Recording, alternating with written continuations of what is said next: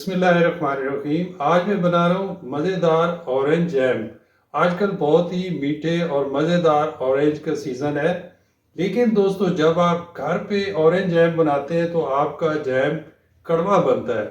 आज मैं आपको वो सारे सीक्रेट बताऊंगा जिससे आपका जैम बिल्कुल कड़वा नहीं बनेगा, बल्कि बाज़ार से भी ज़्यादा मज़ेदार बनेगा और आप बाज़ार से बहुत ही सस्ता जैम घर पे बना सकते हैं। अगर आप मेरी वीडियो को फर्स्ट टाइम देख रहे हैं तो चैनल को सब्सक्राइब कर दीजिएगा और वीडियो को लाइक कर दीजिएगा। दोस्तों मैंने 2 दर्जन माल्टे लिए हैं। इस जैम का मेन इंग्रेडिएंट माल्टे ही हैं, इसलिए आपने माल्टे ख़रीदते वक्त उनकी क्वालिटी का ख़ास ख्याल रखना है। माल्टे साइज़ में बड़े और मीठे होने चाहिए। माल्टे ख़रीदने से पहले आपने खा के चेक कर लेने हैं कि ये मीठे हैं या खट्टे। ऑरेंज जैम बनाते वक्त उसमें जो कड़वापन आ जाता है उसकी एक वजह माल्टों का खट्टा होना है। इसलिए माल्टे आपने बड़े साइज़ के और मीठे लेने हैं ताकि आपका जैम मज़ेदार बने और आपकी मेहनत और ख़र्चा ज़ाया ना हो जाए। सबसे पहले माल्टों के मैं छिलके उतार लूँगा। एक माल्टे का मैंने छिलका उतारा है। इसके ऊपर आप देख रहे हैं ये सफ़ेद रेशे नज़र आ रहे हैं।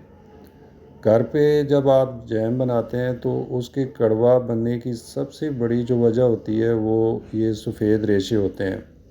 आपने ये सारे रेशे उतार देने हैं। यहाँ मैंने एक फांक ली है, यानी माल्टे का एक टुकड़ा लिया है और इसके ऊपर ये आप देख रहे हैं कि ये सफ़ेद रेशे होते हैं। इसके सारी साइड पे ये आपको नज़र आएंगे। जहाँ जहाँ पे भी आपको ये नज़र आता है आपने इसको इस तरह रिमूव कर देना है। ये वाले रेशे जो माल्टे का आप पल्प तैयार करेंगे उसमें बिल्कुल ये शामिल नहीं होने चाहिए।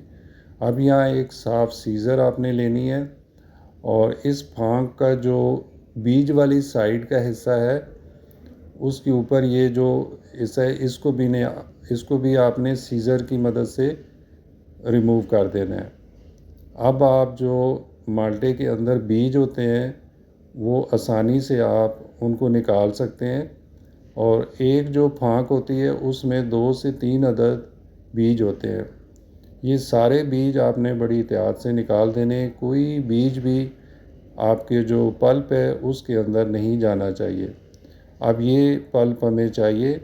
आप देख रहे हैं सारे माल्टे मैंने अच्छी तरह छील ली है और उनको साफ़ कर दिया और इसके ऊपर जो सफ़ेद रेशे हैं वो मुकम्मल तौर पर मैंने रिमूव कर दिए हैं। यहाँ तक आपको मेहनत करनी पड़ेगी, फिर आपका जैम मज़ेदार बनेगा। अब मैंने जूसर जग में पल्प डाल दिया है और उसको 20 से 30 सेकंड के लिए ब्लेंड कर लेना है।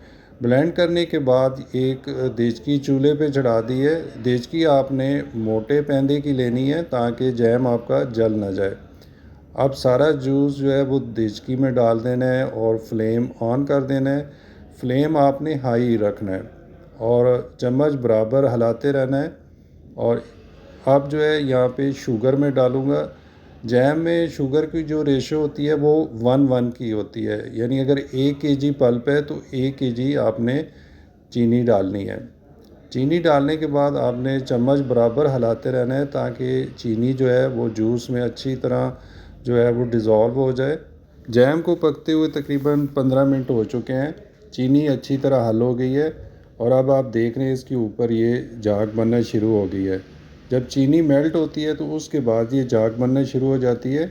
जैम के कड़वा होने की तीसरी वजह ये झाग होती है। इस झाग को आपने चम्मच की मदद से हटा देना है ताकि आपके जैम का टेस्ट अच्छा बने। अब मैंने इसमें सफ़ेद सिरके के तकरीबन 3 से 4 चम्मच डाल दिए हैं। आप इसकी जगह नींबू का रस भी डाल सकते हैं, इससे चीनी क्रिस्टल नहीं बनेगी। अब ऑरेंज फूड कलर मैंने तकरीबन आधा चम्मच डाल दिया है, इससे जैम का कलर और ज़्यादा खुशनुमा होगा। अगर आप इसमें फूड कलर ना भी डालें तो माल्टे का अपना कलर बहुत ही खुशनुमा होता है। अब जो मेन टिप है कि इस जैम को कितनी देर पकाना है, ये डिपेंड करता है आपकी कितनी क्वांटिटी है। अगर कम है ज़्यादा है तो उसी हिसाब से टाइम भी वेरी करेगा। अब यहाँ पे मैंने एक प्लेट को ठंडा कर लिया था, थोड़ा सा जैम उसमें मैंने डाल दिया है और उसको थोड़ी देर के लिए ठंडा होने देना है। फिर प्लेट को आपने ऐसे सीधा करना है। तो आप देख रहे हैं कि जैम जो है बहना शुरू हो गया है। उंगली की मदद से आपने इसमें दरमियान में एक कट सा लगाना है। कट लगाने के बाद अगर ये जैम फ़ौरन आपस में मिल जाए तो इसका मतलब है कि इसको अभी और पकने देना है, ये अभी कच्चा है। ठीक है, इसी प्रोसेस को आपने दोबारा थोड़ी थोड़ी देर के बाद चेक करते रहना है, ताकि आपका जैम जो है ना तो ज़्यादा गाढ़ा हो जाए और ना ही पतला रहे।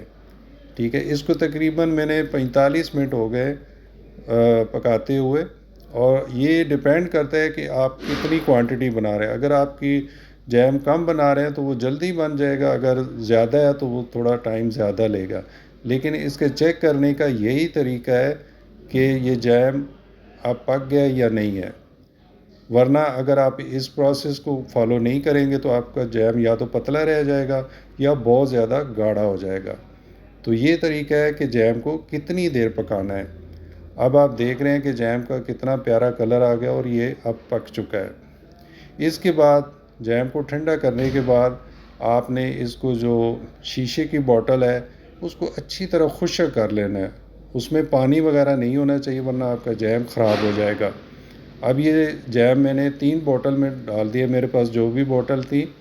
और अब यहाँ पे मैंने एक ब्रेड का टोस्ट लिया और उसके ऊपर ये जैम लगा रहा हूँ। आप देख रहे हैं कि इसका जो कलर है, इसका टेक्सचर है, इसको कितना गाढ़ा बनाना था, सब बेहतरीन है। बहुत ही मज़ेदार जैम बना है। आप घर पे बाज़ार से बहुत ही सस्ता जैम बना सकते हैं। बाज़ार में वो बहुत ज़्यादा केमिकल्स वगैरह डालते हैं, तो ये आप बनाएं और बच्चों को दें, आप ख़ुद खाएं। सुबह नाश्ते में इसको ब्रेड और पराठे के साथ खा सकते हैं, बहुत ही मज़ा आएगा। अब मैं खा के बताता हूँ कि ये कैसा बना है। मज़ेदार,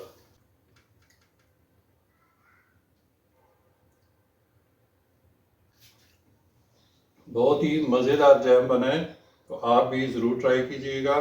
थैंक यू।